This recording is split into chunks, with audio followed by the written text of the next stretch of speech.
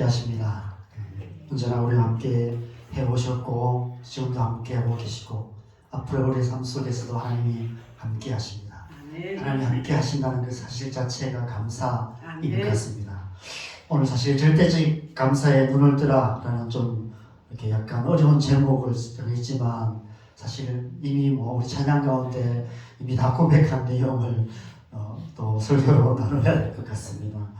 골로새서 3장 15절에서 17절 말씀입니다. 우리 함께 골로새서 3장 15절에서 17절 말씀을 함께 나누겠습니다. 같이 읽겠습니다. 시작.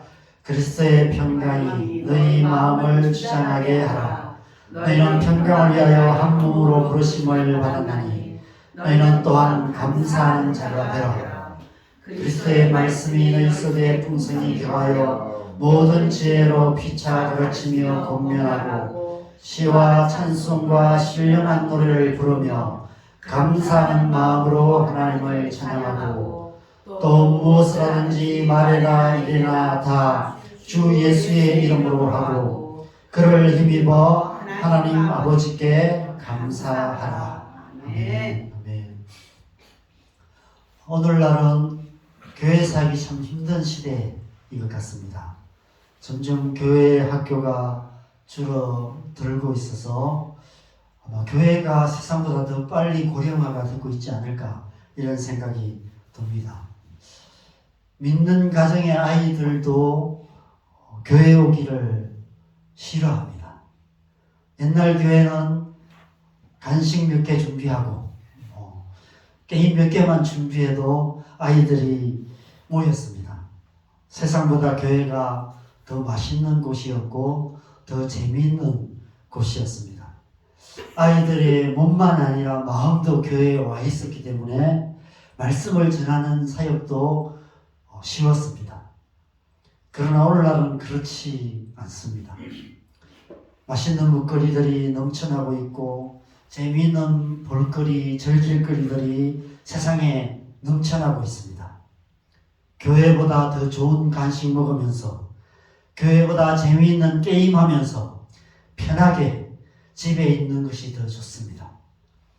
부모님의 성화에 못 이겨 몸은 교회에 와서 앉아있지만 마음은 교회에 오지 않았습니다.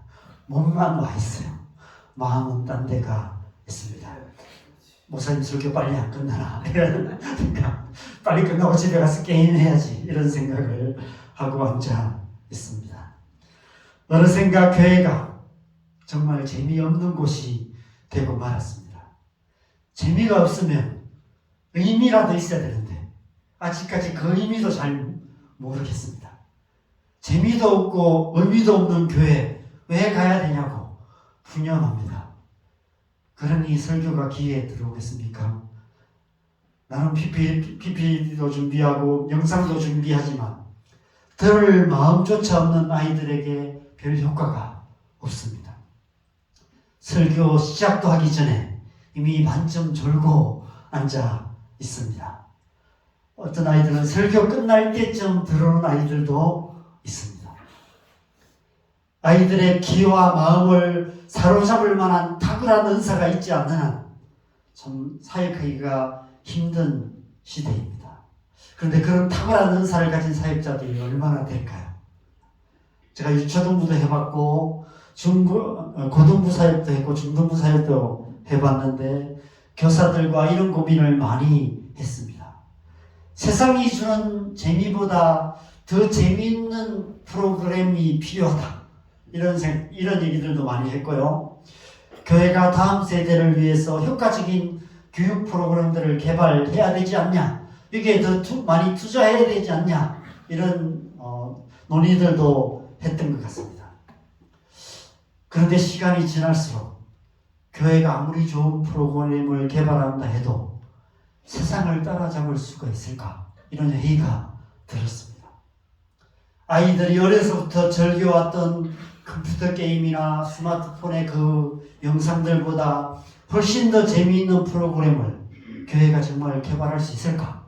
이런 생각이 들었습니다.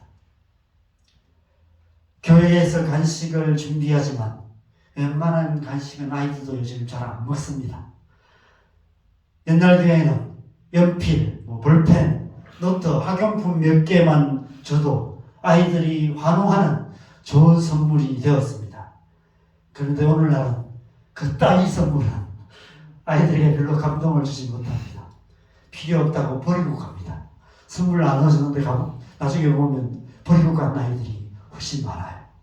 학교 앞에 가면 여러분 학원에서 이렇게 광고로 이렇게 노트도 주고 연필도 주는데 가보면 버리고 간 아이들이 훨씬 많습니다.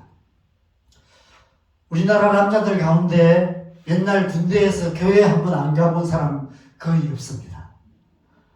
그 가운데는 세례까지 받은 사람도 많이 있습니다. 두 가지 이유 때문에 교회를 갔습니다. 하나는 초코파이 때문에 초코파이 하나 때문에 교회를 갔고요.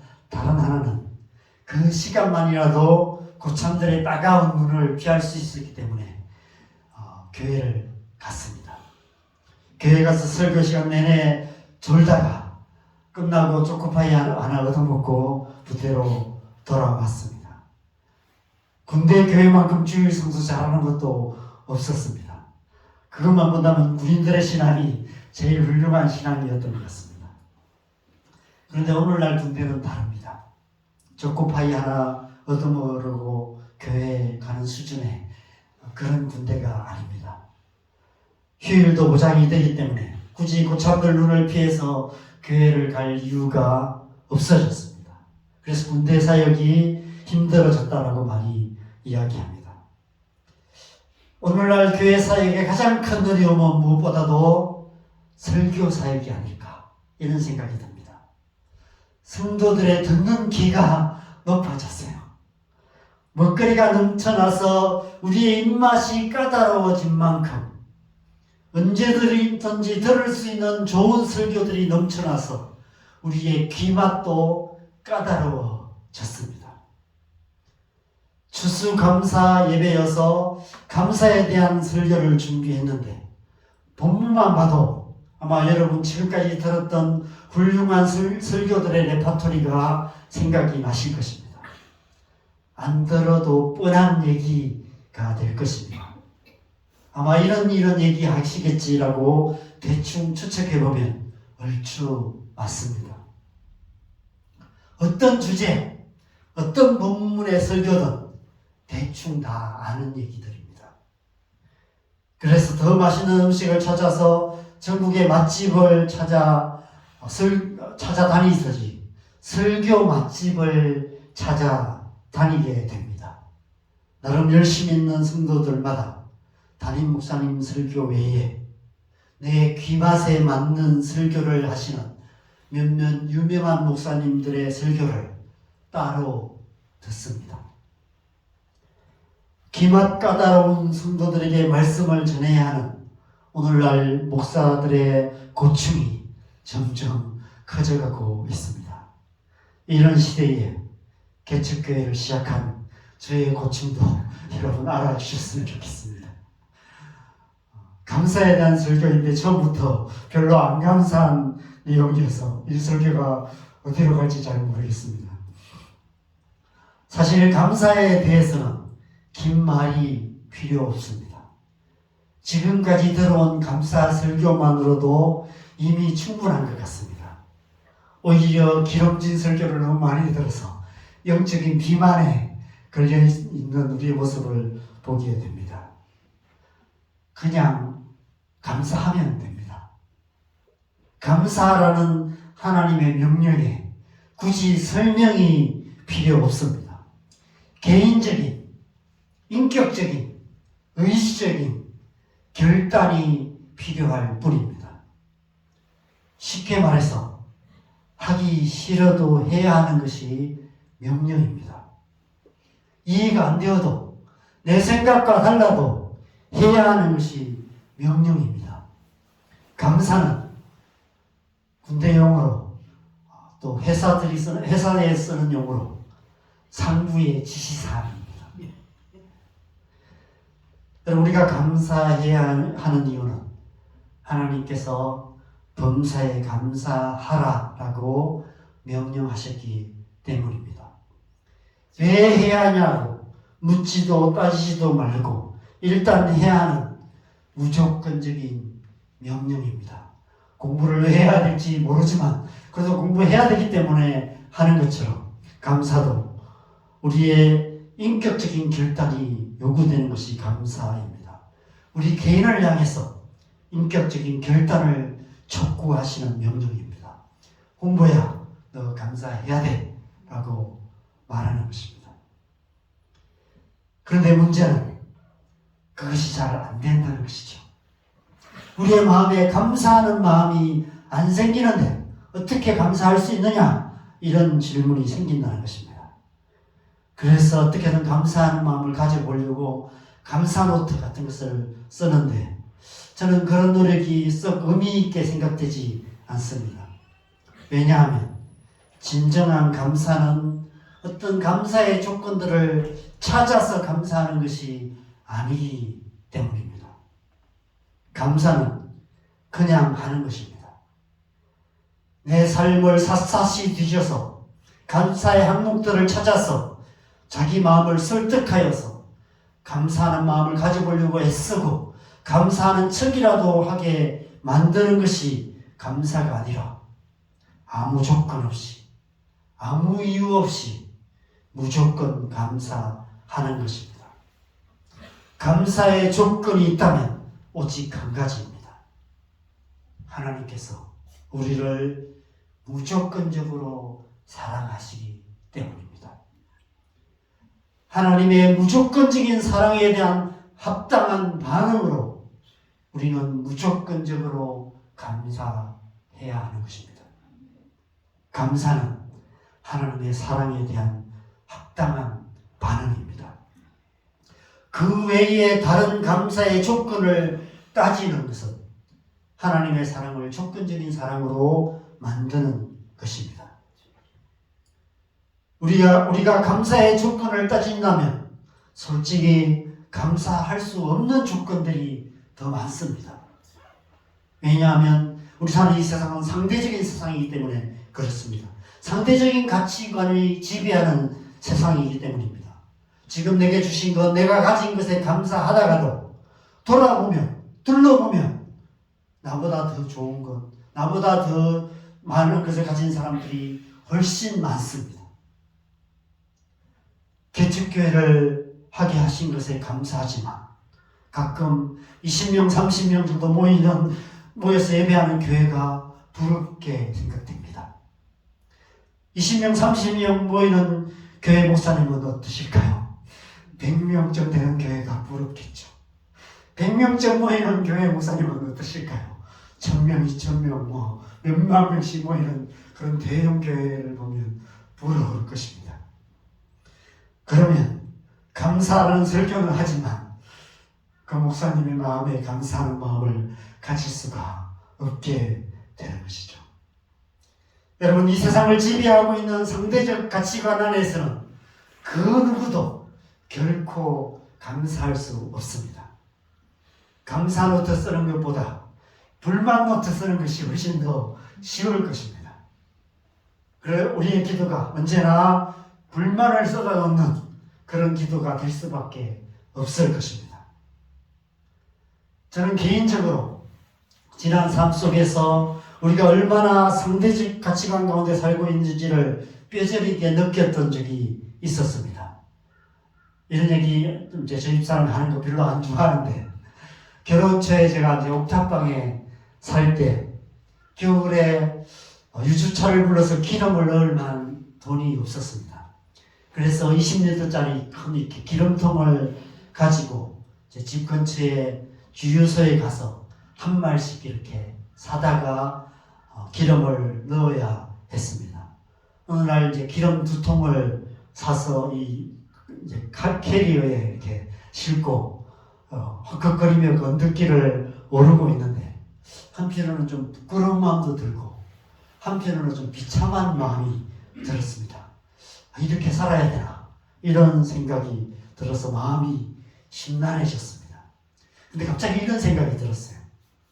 내가 지금 이렇게 기름통을 끌고 가는 것 때문에 이런 비참한 마음이 드는데 만약 더 옛날에 다 연탄 난로인데 우리 집만 기름 보일을 하라면 어떤 마음이 들었을까? 아마 그랬더라면 일부러 이 기름통 끌고 동네를 몇 바퀴 돌면서 자랑하지 않았을까? 우리 집 기름 보일러 선다. 부럽지. 이런 마음이었지 않았을까? 아마 온 동네 사람들이 우리 집을 부러워하지 않았을까? 이런 생각이 들었습니다. 여러분, 사실 오늘날 우리가 먹고 마시고 입고 누리는 것들을 보면 몇백 년 전 왕들이 사는 것보다도 훨씬 더 잘 삽니다. 훨씬 더 잘 먹고 훨씬 더 좋은 따뜻한 집에서 훨씬 더 좋은 옷을 입고 살아갑니다. 지금 우리가 타고 다니는 자동차만 생각해도 그렇죠? 몇백 년 전 왕들은 그 들컹거리는 마차에 겨우 타고 그렇게 다녔습니다. 우리가 10분 만에 갈 수 있는 거리를 몇 시간씩 그렇게 들컹거리는 마차 타고 가마 타고 그렇게 다녔던 그런 시대였죠. 그런데 오늘날 우리는 왕들보다도 더 잘 살며도 불구하고 여전히 감사는커녕 불평, 불만이 가득한 우리의 모습을 보게 됩니다. 인간이란 존재가 그렇습니다. 상대적 가치관 안에 살면 어떤 상황 속에서도 우리는 감사할 수 없습니다. 이 세상의 상대적 가치관 안에서 감사의 조건을 찾다가는 영원히 감사할 수 없습니다. 이 세상 사는 동안 늘 불평, 불만이 가득한 삶을 살 수밖에 없습니다. 기껏 감사한다고 하는 말이 우리보다 더 못 사는 사람들, 우리보다 더 불쌍한 사람들 보면서 스스로 위로하면서 그래도 감사해야지 이런 생각을 하는 것이죠. 북한이나 제3세계의 가난한 나라들이나 전쟁하는 나라에 고통하는 나라들을 보면서 저런 나라에 안 태어난 것에 대해서 감사하고 우리 주변에 고통받는 이웃들을 보면서 지금 우리가 묵상하고 있는 욥기처럼 욥의 친구들처럼 그들을 더 비참하게 만드는 그런 수준의 감사를 할 수밖에 없는 것이죠. 그런데 그런 감사는 진정한 감사가 아닙니다. 하나님께서 말씀하시는 감사가 아닙니다. 다른 사람보다 더 나은 자신의 모습을 보면서 더 잘 사는 나의 삶을 보면서 감사하는 것은 하나님이 원하시는 감사가 아닌 것입니다. 진정한 감사는 상대적 감사가 아니라 절대적 감사입니다. 그래서 제가 절대적 감사에 눈을 뜨라 라는 제목을 정한 것이죠. 어떻게 우리는 이런 상대적 가치관이 지배해야 하는 이 상대적인 세상 속에서 하나님이 원하시는 절대적인 감사를 할 수 있을까? 이것에 대해서 함께 생각해 보려 합니다. 여러분, 사실 감사는 아무 이유 없이 할 수는 없어요. 충분한 이유가 있어야 감사할 수가 있습니다. 아무 이유 없이 무조건 감사하라는 것은 솔직히 억지에 가깝습니다.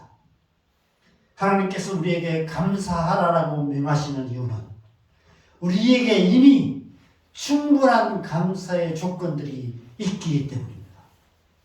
그 조건들을 알면 우리는 하나님이 원하시는 진정한 감사를 할 수 있게 되는 것입니다. 오늘 본문을 통해서 우리는 감사의 조건이 무엇인지 어떻게 감사하는 삶을 살 수 있는지를 함께 생각해 보려 합니다.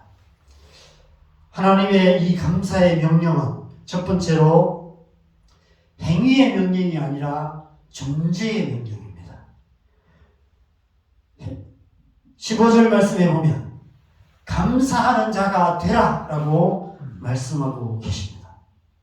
사람들 앞에서 감사하는 척하면서 감사합니다, 감사합니다. 어떤 가식적인 그런 감사를 하는 자가 아니라 어떤 상대적인 가치관 속에서 다른 사람보다 더 나은 나의 모습을 보면서 감사하는 것이 아니라 나라는 존재 자체가 어떤 상황 속에서도 감사할 수 있는 그런 사람, 그런 존재가 되라는 것입니다. 진실한 감사는 존재 자체에서 흘러나오는 것이죠. 부자의 주머니에서 돈이 흘러나오고 학자의 머리에서 지식이 흘러나오고 사랑하는 연인들의 눈에서 사랑이 뚝뚝 떨어지듯이 감사하는 자의 입에서는 감사가 나오게 되는 것입니다. 따뜻한 사람은 말 한마디도 따뜻하게 합니다. 착한 사람은 모든 행실을, 어떤 일을 해도 착한 일을 합니다. 성실한 사람은 모든 일을 성실하게 합니다. 그 사람이 어떤 사람인가가 중요한 것이죠. 감사하는 사람이 되는 것이 중요한 것입니다. 개도 순한 개는 사람들에게 아무 위협이 되지 않지만 사나운 개는 아무에게나 사납게 짖고 달려듭니다. 그 존재가 어떤 존재인가가 중요한 것이죠. 그래서 감사하는 자가 되어야 된다고 말씀하신 것입니다. 그렇다면 우리는 어떻게 감사하는 자가 될 수 있을까요? 제가 절대적 감사에 눈을 뜨라라고 정한 이유가 바로 이것입니다. 이 세상을 지배하는 상대적 가치에 우리가 눈이 어두워져 있습니다. 우리의 어두운 눈을 떠야만 하는 것입니다. 빛이 어둠에 비치듯이 우리의 어두운 생각 속에, 우리의 어두운 영혼 속에 하나님의 영, 하나님의 빛이, 진리의 빛이 임해야 하는 것입니다. 상대적인 가치가 아니라 절대적인 가치, 그 하나님의 영이 우리 안에 임해야 하는 것이죠. 우리 안에 감사의 영이 부어져야 하는 것입니다. 우리가 하나님의 말씀을 묵상하고 하나님의 어떤 분이시를 묵상하는 이유가 바로 그 때문입니다. 우리의 생각 속에 하나님의 이 절대적인 가치가 자리 잡아야 하는 것입니다. 상대적인 가치로 세상을 바라보지 않고, 상대적인 가치로 나 자신을 바라보지 않고, 상대적인 가치로 내 삶을 바라보지 않고, 하나님의 말씀, 하나님의 절대적인 가치관을 가지고 하나님의 영으로 세상을 바라보기 시작할 때 우리가 눈을 뜨게 되고 감사할 수 있게 되는 것입니다. 그런 사람이 바로 감사하는 자가 된다는 것입니다. 바른 생각에서 합당한 반응이 나옵니다. 이 세상의 상대적인 가치관으로 물든 생각을 가지고 산다면 결코 감사하는 생활을 할 수 없습니다. 말로만 감사하는 종교인이 될 수는 있지만 절대로 감사하는 자가 될 수 없습니다. 하나님께서 명하시는 감사의 조건은 상대적인 조건이 아니라 절대적인 조건입니다. 그 절대적인 조건에 가장 첫 번째 조건이 있다면 존재 자체에 감사하는 거예요. 다른 어떤 것보다 존재 자체, 내가 존재한다는 사실, 내가 존재하고 있다는 사실로 감사해야 되는 것이죠. 나를 존재하게 하신 하나님이 계신다는 사실로 감사하는 것입니다. 우리의 존재 자체에 감사하며 하나님의 존재 자체에 감사하는 것에서 감사가 시작됩니다. 하나님, 내가 여기 있습니다. 그래서 감사합니다. 나를 여기 있게 하신 하나님이 계십니다. 그래서 감사합니다. 그것이 감사의 시작입니다. 진정한 감사는 절대적인 조건에 대한 절대적인 감사인 것이죠. 하나님께서는 지금 우리에게 상대적인 감사에서 절대적인 감사로 옮겨가라 라고 명하시는 것입니다. 감사하라는 명령은 바로 그 의미가 있어요. 상대적인 감사에 머물지 말고 절대적인 감사로 옮겨가라는 것입니다. 절대적인 감사에 눈을 뜨라는 것입니다. 세상 사람들과 다른 관점으로 우리 자신을 보고 다른 눈으로 우리의 삶을 바라봐야 하는 것이죠. 세상 사람들이 알지 못하는 절대적인 감사의 조건을 볼 수 있는 눈, 그것이 우리에게 필요한 것입니다. 살다 보면 맹인이 눈을 뜨듯이 절대적인 감사의 조건에 눈을 뜨게 되는 순간이 누구에게나 있습니다. 건강을 잃고 고통하는 사람들의 모습을 보면 내가 참 건강하다는 것만으로도 참 감사하구나, 당연하다고 생각하는 것이 감사하게 됩니다. 때로는 몸이 아프고 막 힘든 어려운 시간을 보냈다가 그 고통에서 낫게 되면, 병이 낫게 되면 진짜 건강한 게 사실 자체만으로 감사하게 됩니다. 병원에 입원했다가 맨날 주사바를 꽂고 막 인계를 맞고 이렇게 있다가 퇴원하면 주사바를 안 꽂는 것만으로도 감사하죠.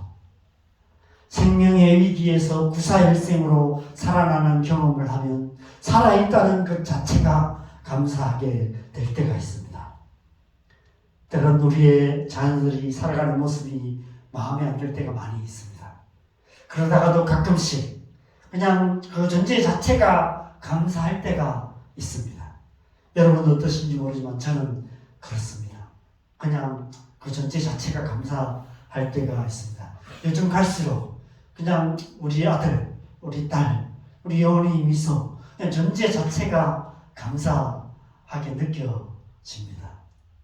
살아있음에 감사하고, 사랑하는 가족이 있음에 감사하고, 우리의 자녀들의 존재 자체로 감사하고, 함께 예배하는 공동체가 있음에 감사하고, 무엇보다도 살아계신 하나님 때문에 감사하는 것, 그것이 진정한 감사이고, 그런 감사를 할 수 있는 자가 바로 감사하는 자입니다.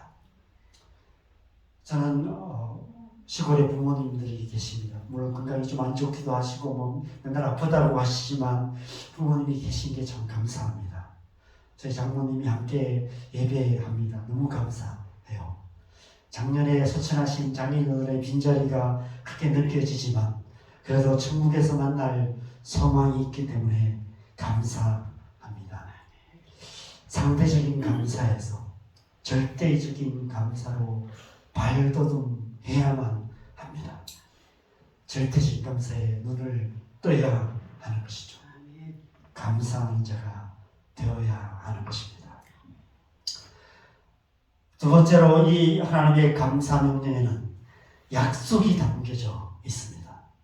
여러분, 하나님의 모든 명령에는 약속이 담겨져 있어요. 사랑하라 라는 명령에는 사랑할 수 있게 만들어 주시겠다는 약속이 담겨 있습니다. 감사하라는 명령에도 감사하게 하시겠다는 약속이 담겨 있습니다.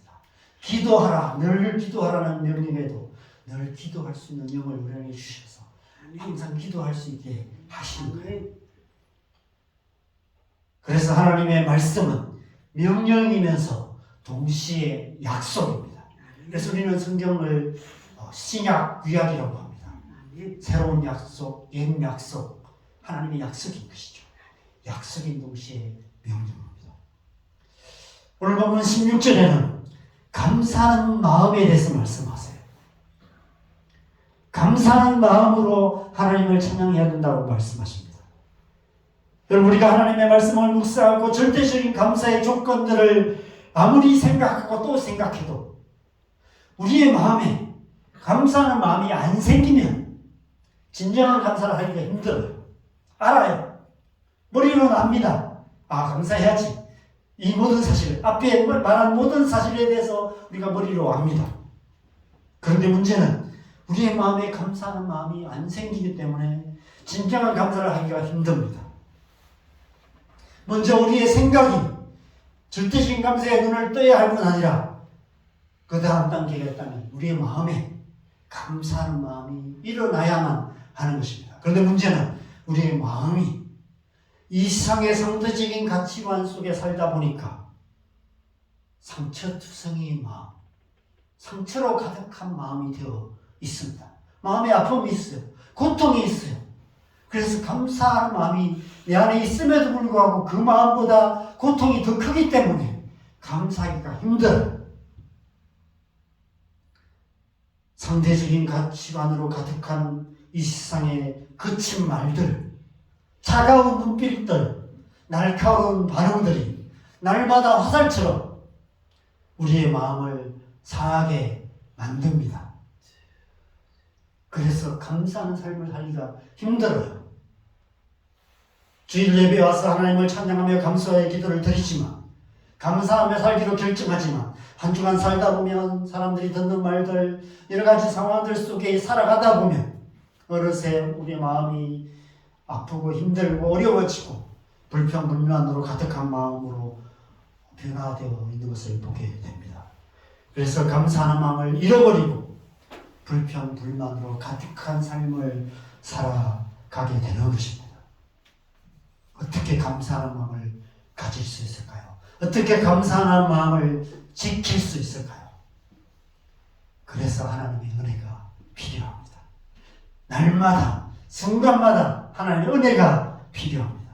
성령의 은혜가 우리 안에 날마다 임하실 때 우리의 마음을 새롭게 변화시켜 주시는 것입니다.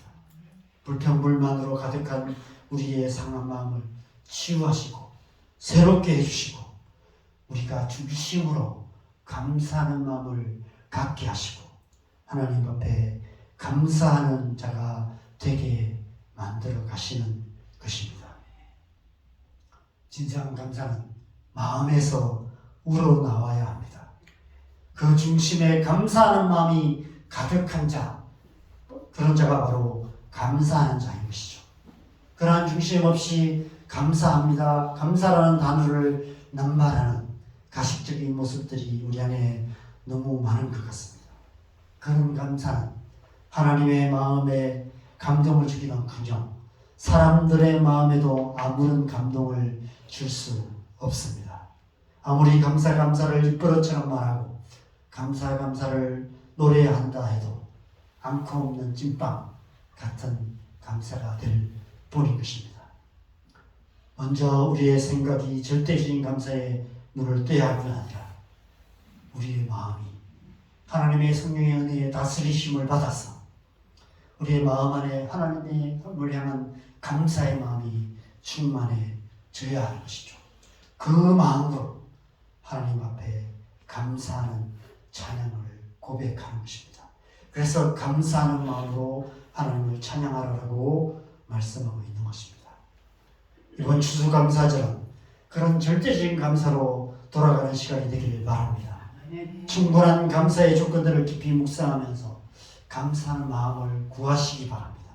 하나님 안에 하나님 마음을 향한 감사하는 마음을 주셔서 이전에 정말 그렇게 살았던 어떤 순간에도 감사하면서 살았던 그때를 다시 한번 기억하면서 그때의 그 마음을 회복시켜 주시도록 좀 하나님 앞에 은혜를 구하는 그런 시간 되셨으면 좋겠습니다.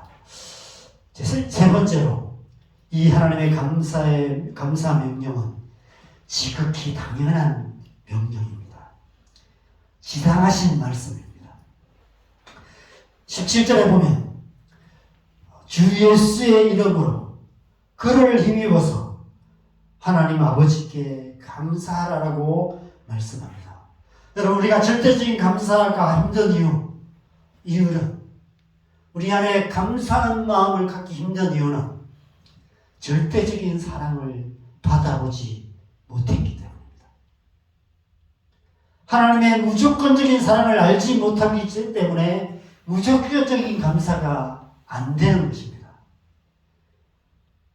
그 사랑을 알게 되면 저절로 감사가 나오게 됩니다. 무조건적인 사랑을 받아본 사람은 무조건적인 감사를 할 수 있게 됩니다. 어려서부터 부모님의 무조건적인 사랑을 많이 받아본 사람은 삶의 어떤 순간에도 무조건적인 사랑을 감사를 할 수 있게 됩니다. 그래서 주 예수의 이름으로 그를 힘입어 감사하라고 말씀합니다. 무슨 의미입니까? 우리를 향한 하나님의 무조건적인 사랑이 바로 예수 그리스도를 통해서 우리에게 나타났기 때문입니다. 여러분, 우리가 예수님을 주로 고백한다는 것이 바로 그것입니다. 예수님을 주로 고백하는 자는 이미 그 절대적이고 무조건적인 사랑 안에 있는 자가 된다는 것입니다. 주 예수의 이름이 곧 감사의 필요 충분 조건이 된다는 것이죠. 예수님 때문에 우리는 절대적인 감사, 무조건적인 감사, 진정한 감사를 할 수 있게 된다는 것입니다. 진정한 사랑이 없는 곳에는 진정한 감사도 없습니다.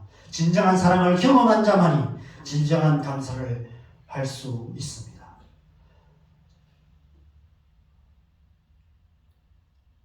우리가 우리의 부모님으로부터 무조건적이고 절대적인 사랑을 많이 경험했다면 아마 훨씬 감사하기가 쉽겠죠.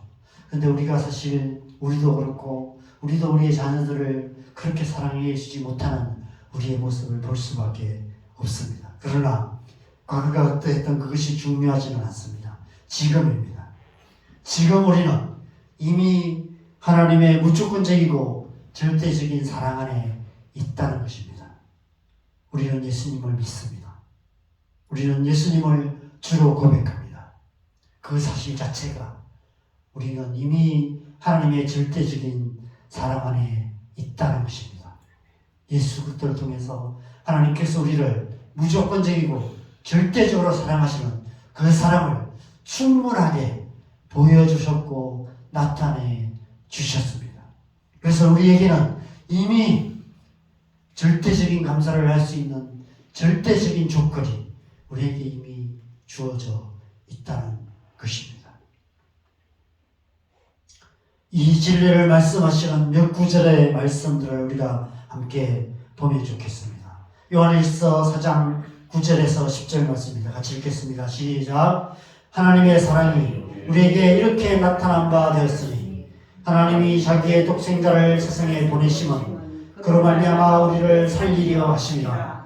사랑은 여기 있으니 우리가 하나님을 사랑한 것이 아니요 하나님이 우리를 사랑하사 우리 죄를 속하기 위하여 화목제물로 그 아들을 보내셨습니다. 아멘. 하나님의 사랑이 예수 그리스도를 통해서 이미 우리에게 충분하게 주어졌다라고 말씀하십니다. 하나님이 우리를 사랑하셔서 그 아들을 주셨다라고 말씀하십니다. 로마서 8장 32절과 38절 39절 우리가 잘 아는 말씀도 함께 읽겠습니다. 같이 읽겠습니다. 시작. 자기 아들을 아끼지 아니하시고 우리 모든 사람을 위하여 내주시니가 어찌 그 아들과 함께 모든 것을 우리에게 주시지 아니하겠느냐. 내가 확신하노니 사망이나 생명이나 천사들이나 권세자들이나 현재일이나 장래일이나 높음이 능력이나 높음이나 깊음이나 다른 어떤 피조물이라도 우리를 우리 주 그리스도 예수 안에 있는 하나님의 사랑에서 끊을 수 없으리라. 우리 주 그리스도 예수 안에 있는 하나님의 사랑, 그 안에 저와 여러분이 있습니다. 그래서 요한복음 15장 9절에 우리 지난주 나눈 말씀 안에 있습니다. 같이 읽겠습니다. 시작. 아버지께서 나를 사랑하신 것 같이 나도 너희를 사랑하였으니 나의 사랑 안에 거하라. 아멘.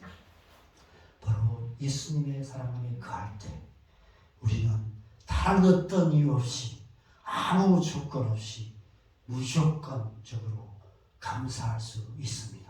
왜냐하면 그 사랑이 이미 충분하기 때문입니다. 이미 충분한 사랑을 받았기 때문에 우리는 어떤 상황 속에서도 하나님 앞에 감사할 수 있다는 것입니다. 이미 우리에게 주신 수많은 절대적인 감사의 조건들이 있음을 기억하며 우리가 감사하셨으면 좋겠습니다. 하나님께서 살아계십니다. 그래서 우리는 감사하는 것입니다. 하나님께서 우리를 살게 하셨습니다. 그래서 우리는 감사하는 것입니다. 하나님께서 우리를 무조건적으로 사랑하셔서 자기 아들까지 주시고 우리를 예수님 하나님의 자녀로 택하시고 구원하셔서 그 사랑 안에 거하게 하셨습니다. 그래서 우리는 무조건적으로 감사하는 것입니다. 하나님께서 우리에게 주신 모든 것으로 인해 마땅히 감사해야 하지만 그리 아니하실지라도 단지 하나님께서 우리의 아버지가 되시는 것만으로도 우리에게는 이미 충분한 감사의 조건이 차고 넘치는 줄 믿습니다. 그래서 우리는 감사하는 것이 마땅합니다. 지나온 과거에 주신 하나님의 은혜 때문에 감사하며 다가올 미래에 대한 하나님의 소망 때문에 감사할 뿐 아니라 지금 현재의 삶 속에 언제나 우리와 함께 하시는 하나님으로 말미암아 그 하나님을 믿음으로 우리는 범사에 감사해야 하는 것입니다. 아멘. 감사하는 자가 되시기 바랍니다. 아멘. 언제나 감사하는 마음으로 살아가시기 바랍니다. 아멘. 주 예수를 힘입어 하나님 아버지께 감사하는 저 아름 되시기를 주님의 이름으로 간절히 축원합니다. 아멘. 아멘. 우리 함께 찬양.